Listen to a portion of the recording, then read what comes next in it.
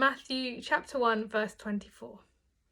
When Joseph woke up, he did as the angel of the Lord had commanded him. He took Mary home as his wife. Joseph was obedient. I'm Sarah, I'm the youth work student here at St Saviour's, and I'm going to be doing our first Christmas encounter video, sharing a little thought about obedience and how I've seen that play out in my life. There's so much that can be learnt from the Christmas story, but when you look at the character of Joseph, the thing that stands out the most is that he was obedient.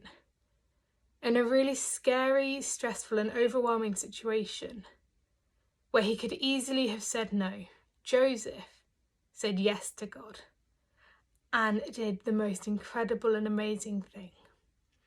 But he could easily have said no. I can think of so many times in my life where I've said yes to God and been obedient, but I can also think of an equal number of times that I've said no or just ignored God and done my own thing. What I've learned in this is that if you're obedient in the small things, God calls you to be obedient in bigger things.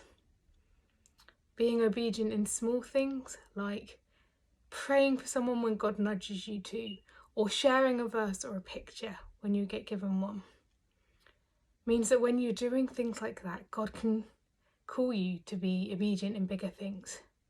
And for me, that played out in applying for uni. I'd applied and been rejected. I'd said I was never going to go to uni, and I felt God nudging me to apply again. And I was so determined that I was just going to ignore it. But with encouragement from friends, I was obedient to God. I applied for uni, and that's where I am now. And that's how I'm at St Saviour's still. And that brings me so much joy. Being obedient to God has big impacts. So say yes to what God is asking you today. Whether it overwhelms you or scares you or not, just say yes.